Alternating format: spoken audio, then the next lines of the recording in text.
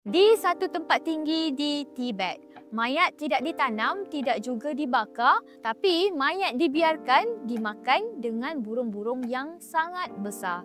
Tradisi ini dikenali sebagai sky burial atau pengebumian langit. Nak tahu prosesnya? Tubuh mayat dibogilkan, dipotong-potong dan dijadikan santapan lazat untuk burung si pemakan mayat dan bangkai iaitu burung hering. Upacara ini selalu dilaksanakan di tempat-tempat terbuka di sekitar kawasan puncak gunung. Kepercayaan orang Tibet, lagi tinggi lokasi tempat berlakunya ritual itu, lagi hampirlah si mati ke syurga.